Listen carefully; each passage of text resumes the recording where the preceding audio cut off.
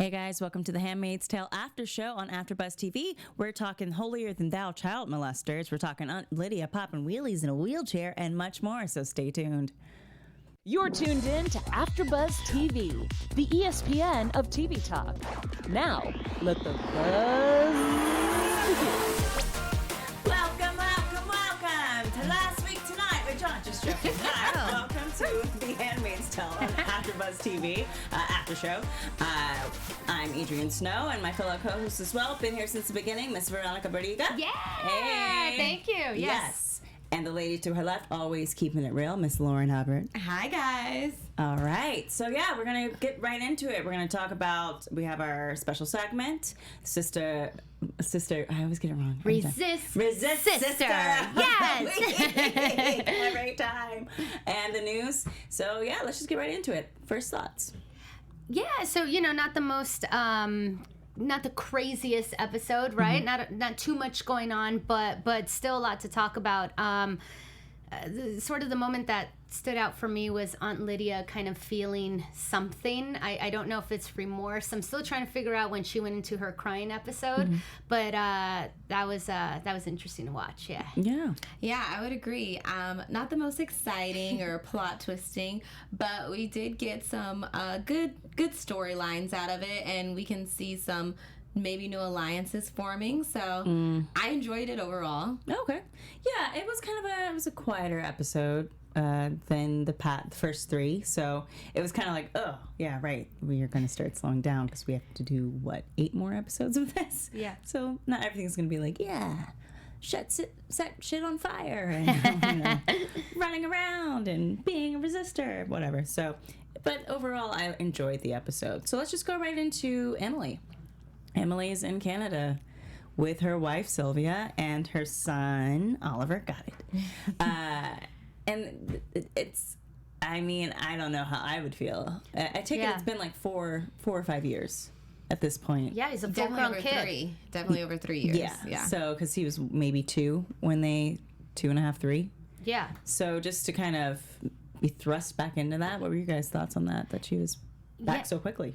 Yeah, it was interesting to watch. My whole thing that stood out to me the most was Emily sort of not being ready to embrace her child. It was you forget how damaged she is, that she needs time to take him in, because I don't know, I don't have a kid, but like my motherly instinct kind of kicked in when I saw the baby. I was like, give him a bear hug, like go right for it, you know. And then there was this moment of like, okay, we'll hug her when she's ready, and Emily is still kind of like, there's a distance there. Yeah. And so I was like, wow, she's damaged. She can't just go in for the hug. Yeah.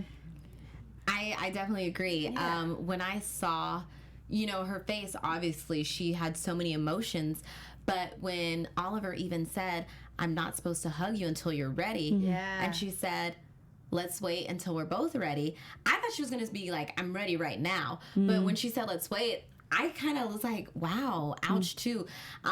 I didn't want to call her damaged, but I felt like she was so traumatized and hurt from everything that took place. Maybe she doesn't know how to embrace love or, give comfort just yet. But I thought Oliver, handled it amazingly well. Yeah. He, she was crying when she read to him, and then he's read to her. That's so mature of him at his young age. But I definitely love how her wife made sure she remembered who he was. Yeah. They kept the pictures up. He even drew her a superwoman trying to get back. So I thought that all of their scenes together were beautiful. Like, I didn't cry, but my heart was like warm. Yeah, I definitely wrote down the show is trying to kill me when we were watching the Emily parts, because I was just like, why? But it was wonderful to see that Sylvia did keep Emily alive for Oliver, that he didn't forget about her, that, it wasn't like, I was wondering about that. I was like, did they make it out with any pictures of Emily? Sure. Because they kind of just had to bounce. Right. And I know that Sylvia is a Canadian citizen. I believe that's what they established.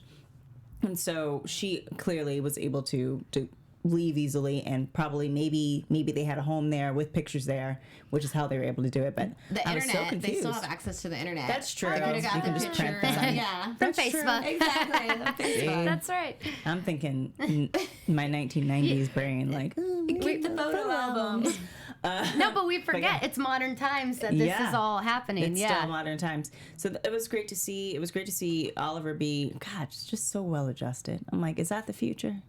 Yes. Look at that well adjusted child, male child. What a great child. We make more of those.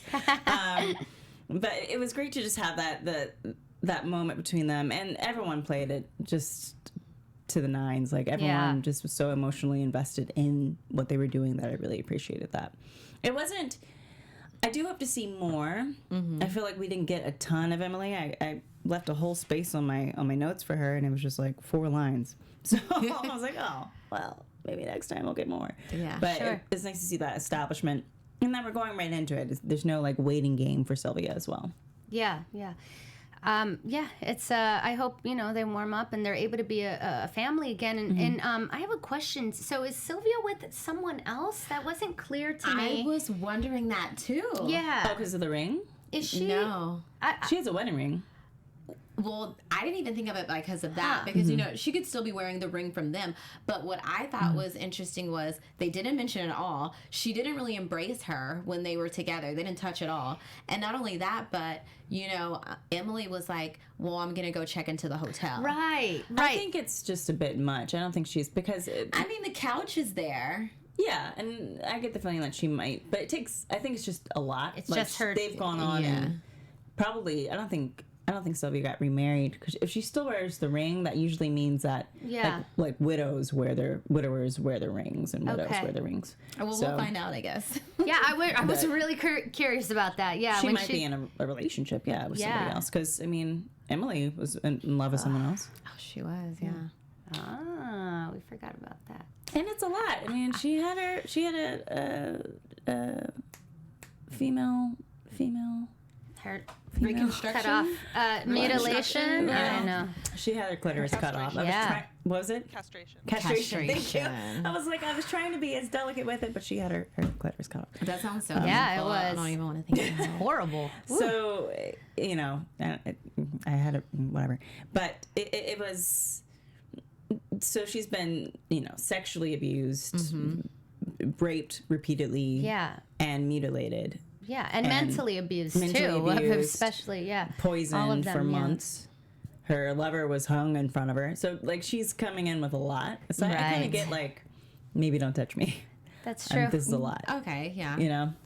But it's regardless. I'm happy that we're able to see her journey versus kind of her being just brushed to the side and focusing on June. Yeah. But any final thoughts on that one? On Miss Emily? I'm good with Miss Emily. I think I'm done, yeah. I do love Emily, and I do love y'all out there in the world. We just want to send a little quick shout out to you guys and say thank you so much. And yeah, before we move on to our next topic, we just, like she said, we just want to thank you guys for making us the ESPN of TV talk. That is what we are, AfterBuzz TV. But for us to continue to grow, we do need your help. So subscribe and click, the like button, and tell all your friends about the show. Share it on social media. You know how it goes. Just one share becomes 100, and the power is in numbers. So yeah, we appreciate you guys, and we just want to say thank you for being part of the AfterBuzz family. yes, thank you so much. As always, please do rate, subscribe, Yes. do all that jazz. Find us on Twitter and hound us about things, and then maybe we'll respond. You never know. Leave YouTube comments. Yes. Oh yeah. No, one last thing, and rate 5 stars or don't rate at all. That'd be fighting words right there. Nah, we Fighting love you words. guys. We do. Yes. Does the chat have anything to say before we roll over to the next topic? Yes. Well, Cough 2009 says they think that Emily's wife is sick. Did you see her hand shake and she hit it? I thought it was I just thought she was nerves. tapping her ring. I thought, yeah. No, I thought it was just nerves. Oh. Like, I'm so shaken that she's here. But if she is sick, I guess we'll find out about it. And Cornelia said it was really hard for her to read to her little boy, but I think Emily is going to be okay and that the family is going to survive. I felt a lot of hope there. We did too. Yeah. So Thank you. Especially with that little boy being how cute and how mature he was. yeah, definitely. Being there to comfort her, that was nice to see. Yeah, I agree. If I ever have a son, I don't really want a boy for so many reasons. But if I ever did, I would want him to be like that, like, good little man. Anyways, Anyways, little side swipe. Let's go into Aunt Lydia. Yeah. Oh, yeah. I was just gonna give her a little bit of my time because I don't like Aunt Lydia, so she's not gonna get a lot of time. Ooh. She's the worst, isn't she? She's the absolute worst. There was something so interesting about that scene with Aunt Lydia. You know, it's always hard to watch these handmaids just go through hell and back and her being beaten and all that. But the way that everyone was looking at Aunt Lydia in that moment, the commanders, the wives, it was like, I don't know what it was, but it was some sort of, maybe they saw a sickness in her, or they were almost judging in a way. They were disgusted by this.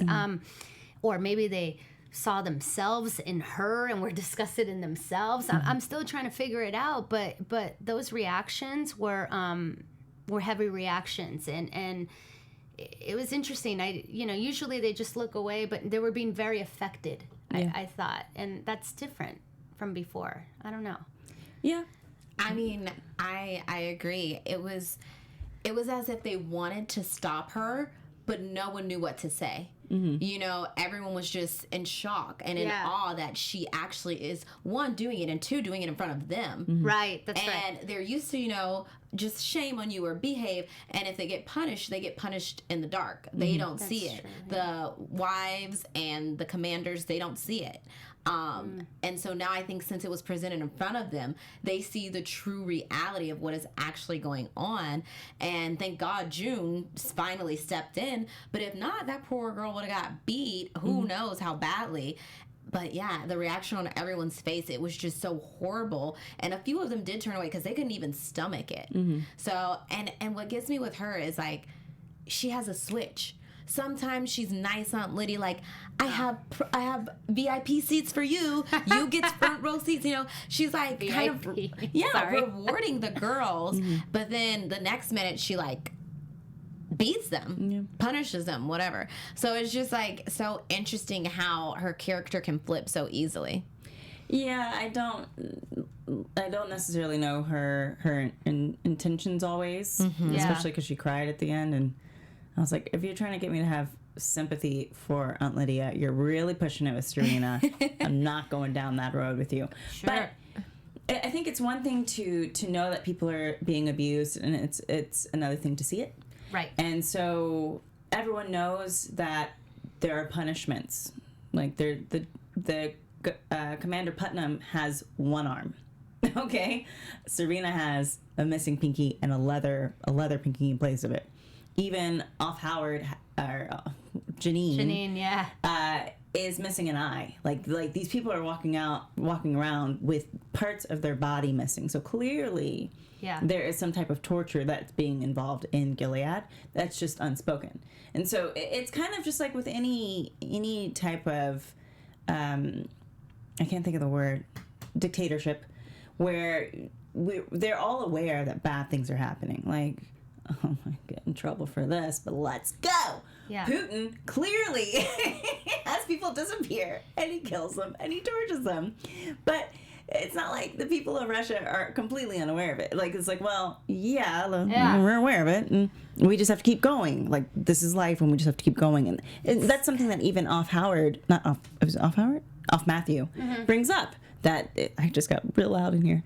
OfMatthew brings up is that you have to survive and with what you've been given. I don't believe that. I don't stand by that type of mindset, but I understand what she's saying. Like, this is the world we're in, where everyone's just trying to survive. Even Aunt Lydia's just trying to do her job.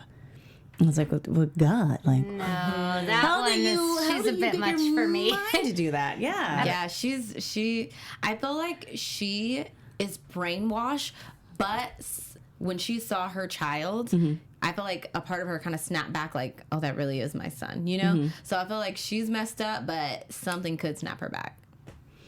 I don't know. Yeah, I don't know.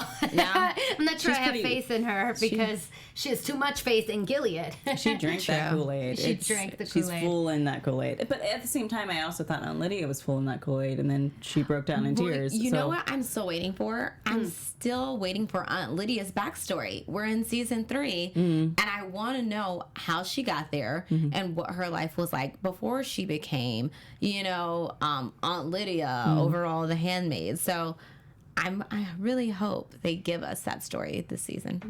Maybe she was abused. I don't think that's too far-fetched because a lot of times abusers, they sort of become the abuser later on in definitely. life. And Yeah. so that maybe... It's a common cycle, but that's true. We have not seen Aunt Lydia's story because I don't know why. We've seen everyone else's story. Literally. Everyone else's who's a series regular, we've seen their stories. So that would be nice to see as well. Her and Martha, Commander... Waterford's Martha. The Waterford's Martha. Yeah. Rita. Rita. Yeah. Did you guys think when she was crying it was remorseful, right? When Aunt Lydia, I guess to me it was, but then I questioned it because it's Aunt Lydia, so I was like, is she just crying because she sees that people are judging her, or that maybe the girls are acting out, or is she crying because she truly feels bad for what she did? Did you guys have a certain feeling about? I thought she was more crying because possible. I don't know if it's necessarily regret, just that she's come so far from where she started. You know, like, what am I? Yes. At this point, yes. that Sure. I'm beating people publicly. Like, Gotcha. you get Yeah. so. I think it's kind of like, and I've never been a soldier, and I can't speak to being a soldier, but I would imagine, and I do have family members who are soldiers, that it's kind of like when you've been forced to behave a certain way for so long, and then you come home and that behavior is no longer allowed. Like that, it's kind of, well, who am I now that I've been pushed this far, that I've become this person? Like, how do I go back to doing that? And so it's kind of like, I don't know if it's quite the same. Maybe that's not a very good comparison, but I would imagine that the realization of like, oh, I've become this type of version of myself that I don't appreciate, or a monster. I'm not saying soldiers are monsters by any stretch. No, but Aunt Lydia's a monster. But Aunt Lydia's a monster, and so it's kind of like, well, So it's a realization. like, oh, well, like, why did I do that? Yeah. Maybe I'm kind trying to of like, help what you. have I become? Yeah. But apparently Aunt Lydia's backstory will be in episode 8, according to one of the people in the chat. Oh, who was in the chat? Desiree, I believe. Desiree? Yeah. Thank you. Thank you, Desiree. Good to know. I don't know how you know that, but thank you. The super fans. I'm gonna let you know right now. She is good. Nothing will change. Just like with Serena, it took her losing her finger for me to have even a drop of sympathy. I don't know. I feel some sympathy towards Serena. Lydia, I agree. I don't really think they could do much to change me. Yeah. But I didn't think they could do anything to change me, and then they cut off Serena's finger, and I was like, oh, actually, okay, well, I was feeling a little something towards her before that, but yeah. Oh, really? Yeah, Nope. me too. No, You're hard. no, yeah. But she got you Sure, for now. for now. I still don't trust her. This may She change. still started saying some stuff about God and crap, and that's just how the rules are, and I was like, I'm about to slap you right through the TV, because you know better. So let's just go right into that. Yeah. Let's go into June and the Waterfords. Oh, great. Good. Yeah. All right. So I don't really understand the whole point of the ceremony. It's just to say thanks for the babies. Pretty much. That's what it seemed like. Well, you know what? I definitely think it was used to tie in the whole christening of Hannah's and like tie in those two stories together. Yeah. So obviously kind of went hand in hand. Did they christen all the babies in the church or no? I don't think they did, right? No, he said a lot of the things that they said in the christening of Hannah, and that I suppose they say in baptism. Baptism. Yes, but- baptism. Yeah. So it was kind of I'm a like to heathen. mirror that. Just I'm a kind of, heathen. Is that what you said? Well, the Catholics, they baptize the babies. Yeah. Southern Baptists do too. Christians do. Oh, too, they do too? Mhm. Baptized, Okay. yeah. Oh, I didn't know that. Yeah. Do the full body when you're an adult. Do the droplet when you're a baby. Yeah. I've seen people do interesting. it. I just Yeah. haven't had it. It was interesting because when I was watching Gilead do it, I thought, God, this is kind of a creepy scene, right? They're like celebrating all these babies, and he's got a sermon, and everyone's like, yes. And it was creepy to me. But then I was like, wait a minute, why is this freaking me out when this is like real life church and real religion in our everyday world? It's maybe not, visually the same, but it's quite similar. That I just had this moment of, wait a minute, we actually do this in real life. Yeah. Well, it's like you said, visually, it was definitely different. Everyone's sitting with their babies that's not theirs. Right. The commander's behind them. You know what I mean? And then you have the surrogates, if you may call them, watching from the balcony. So it's just it's a really weird scene, I agree, but then again, it's like if you do christen your child and you have all the congregation and you're at the front holding the baby, so is it quite different, right? Yeah. Hey! I mean, to each their own. Exactly. And respect to your beliefs as long as they don't impede on mine. But no, I'm not, definitely not. Not that's good. what I mean. I'm just saying, but at the same time, separation of church and state. But I think that they did that intentionally to kind of show that June and her husband Luke can still have faith. Like they were actually, as close to casual Catholics or casual Christians as you who probably cuss in could the be. church, right? Who cuss in the church. I think they said the F word like 5 or 6 times. That I was literally kind of started funny. counting. I was like, all And right. they're there with their gay godmother and their feminist mom. I love so it was like the circus came into the church. but they still have faith. Very cute, and at though. the same time, you can have faith and you can believe in a religion without it having to become the thing that overrides everyone else's life. You know what I mean? So Absolutely. it's just you can have that. It can be personal to you. You can go to your place of worship, and that's fine. I don't think that's ever been something that the show's ever been disrespectful to or been against. But it is showing but at the same time, when anything becomes extreme, Absolutely. anything, It can be used as a form of control. It can be and used as a form of control. suppression and all of that. Yeah. And it's I kind of do wish they would talk more about the parallels of and they do in their own way. There are a lot of things that they don't talk about that I wish they would talk about. But the parallels of how Christians or just Americans in general tend to view the Muslim religion. And how just because there are extremist factions within a religion does not mean that the entire religion is bad. Right. Yeah. And so that I kind of was like, oh, this is it kind of mirrors that, because when you see Gilead and as an out of control Christian extremist group, Sure. then you can kind of understand oh, so ISIS is kind of just are we going to get blacklisted? I've said some crazy crap. I said Putin. I said ISIS. Anyways. Free speech. Right. But it kind of is the same thing where it's it's an extremist group and a faction of a religion that doesn't even believe in those things. But they also tried to kind of not tone it down, but maybe humanize the religion in a way. I don't know if that's the right word, but when with the Miss Putnam, what's her name? Putnam, sorry, the lady with the Janine's baby.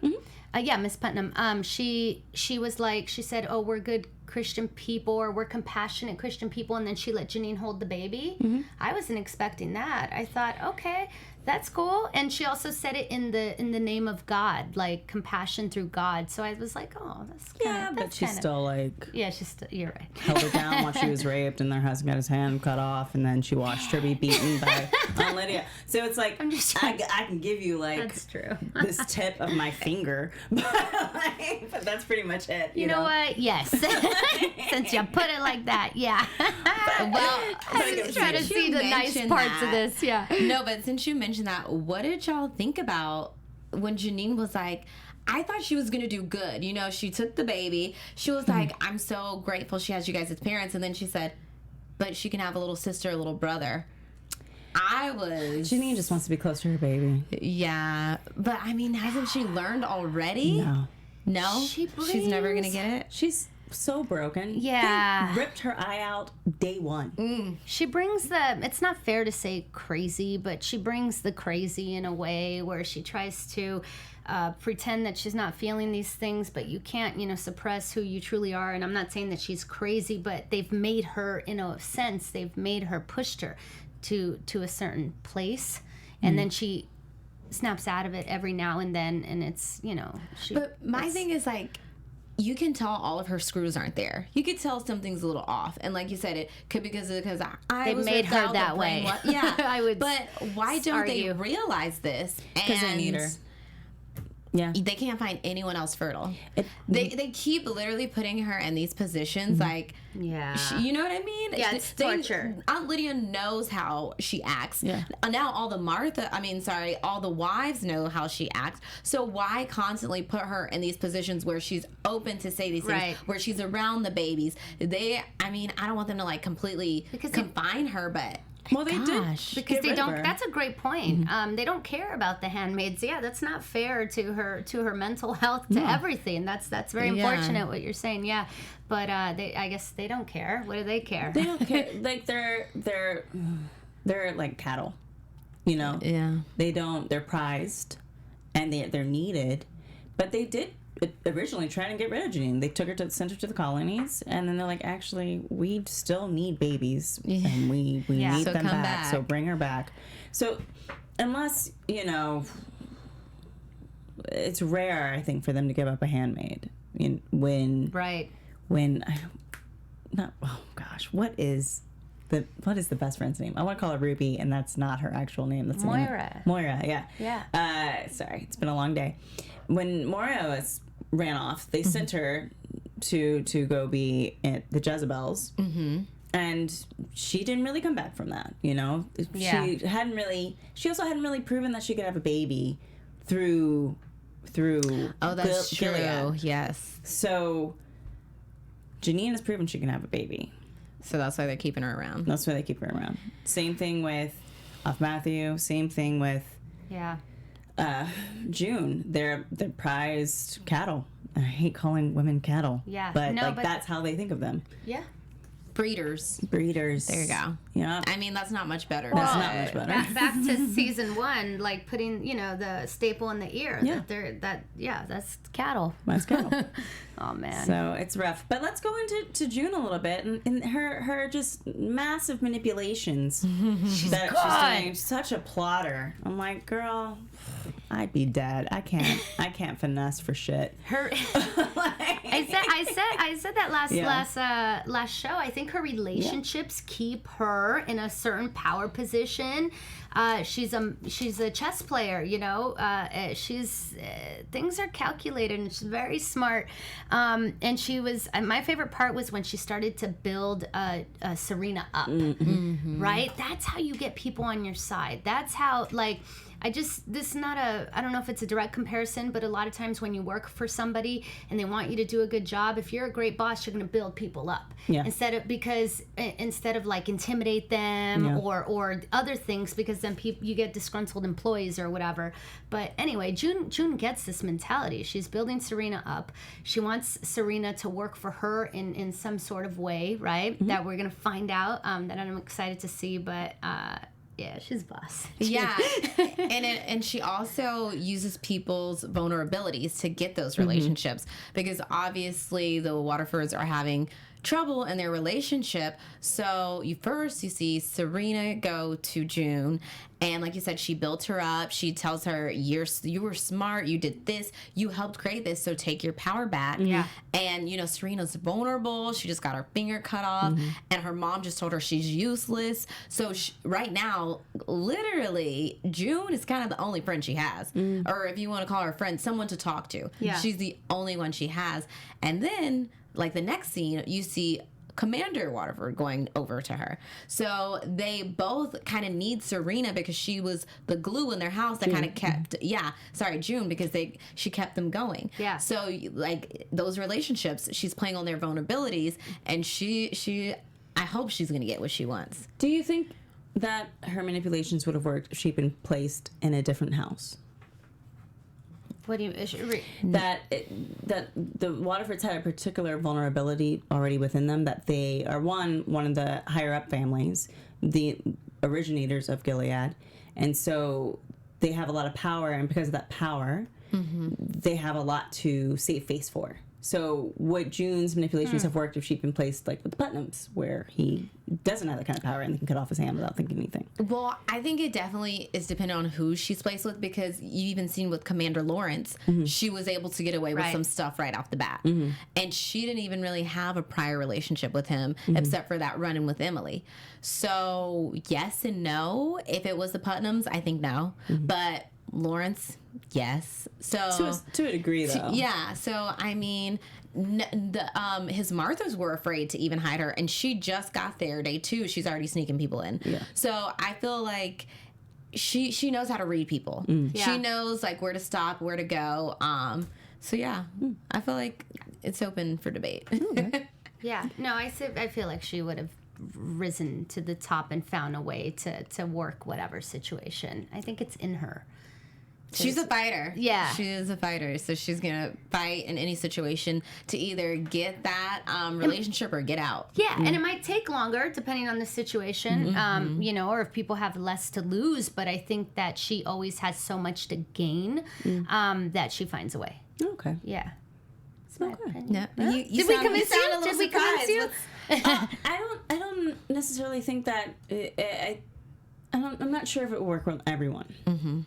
I think that the Waterfords had a particular vulnerability when she came into the house, and that Fred's desire to be desired by women was definitely an asset. And that the way that she tends to manipulate is very much like, quote unquote, like on brand for like what people consider female manipulation. Like it is like appealing to the man's like desires and insecurities, and even like the information she gives to Serena kind of is doing the same type of thing, which I don't know if that works on everyone. I don't particularly like that form of manipulation, but she also does a lot of different things. She does. Well, the only thing I would disagree is because she even kind of got away with Hannah's new mom. You know, she came in the middle of the night. She was going to kidnap her. Instead of them like seriously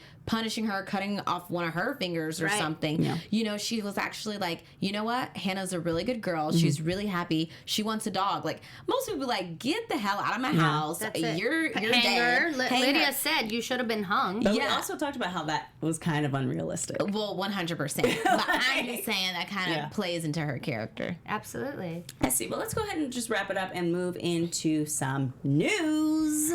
Oh, wait. We got to talk about the video. We'll come back. Oh, okay.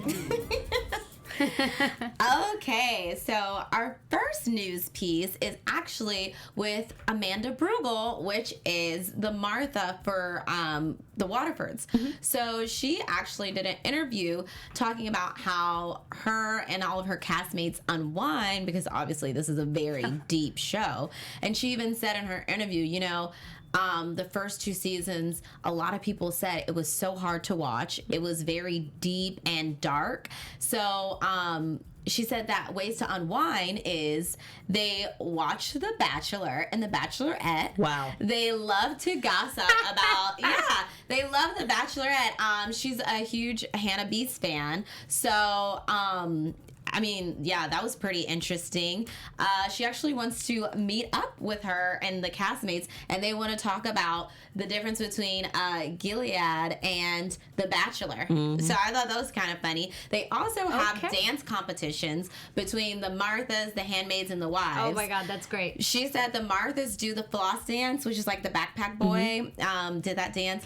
And then she did, I don't know the name of this one, but they do this dance. I forget what that's called. It's from the 90s. Exactly. And then their next biggest competition, she said, was the Handmaids. She said they get down. Apparently the wives are too prissy. They just do like a little prissy dance. And then next, I have some screenshots from Kylie Jenner's Instagram. Oh, I heard about this. Yes. Okay. So I know about this. some people loved it. Some people couldn't believe it because they were like, does she actually watch the show? So Kylie Jenner threw one of her best friends a Handmaid's Tale themed birthday party. Yeah. So they had the handmade outfits. They had the dinner set up. She even had somebody there that was a commander. And it was funny because they had the drinks that were served were Praise Be Vodka and Under His Eye Tequila. Kylie Jenner's a big fan, though. She was at a screening, I think it maybe last season for the premiere, or she was at a screening for The Handmaid's Tale and walked the carpet and everything and talked about how much she loved the show. So she is a big fan. But yeah, you're right. People were like a little turned off by that. They're like, why would you celebrate women in this world or make light of it, I guess, yeah. Yeah, because it was for like a birthday party. It wasn't for like an actual event or resistance type thing. So some people were like, what the hell? So some people enjoyed it. No comment on Kylie Jenner or anyone from that family. So, Well, I wasn't too bothered by it. I thought it was cute. I thought it was cute too. Right? I was like, all right, okay. not the best. I mean, like they don't relate, but I thought it was cute. let's go into She goes, a moving woman on. that probably is you know, a feminist. Get into the Resist Sister segment. Yeah. Woo! You might like this girl. All right. So, yeah, our Resist Sister of the week is, her name is Laura Yeager. This is really cool, you guys. So she is actually going to be the first woman to lead the U.S. Army Infantry Division. And this has never been done before, which is quite odd to me. But, you know, it is what it is. She is going to lead a unit that has been led by men for more than 100 years. Oh, wow. So talk about breaking barriers. Give it up for Laura Yeager, and she is our Resist Sister of the week. More power to you. That's Congrats, a big deal. Laura Yeager, and thank you for serving your country. All right, so before we go into predictions, just say, let's get out real fast what you want to say on this tape. The tape. Oh, yes. Okay, so at the very end, they show the Waterfords a little video on an iPad of their baby, which is actually June's baby. How did they recognize the baby? But whatever. Babies all look the same, but whatever. Yes. Except Okay, for different so shades. just to make it quick, we're all wondering, 1, how did they find the baby? 2, what are they going to do now that they know? And 3, why in the world did June confirm to the other people that was her husband? Now, we already know the Waterfords knew that's her husband, but they also knew June was the one who took the baby and gave him to him. Right. So okay, but the other 2 people in the room, no. Like, why would you Because they already know.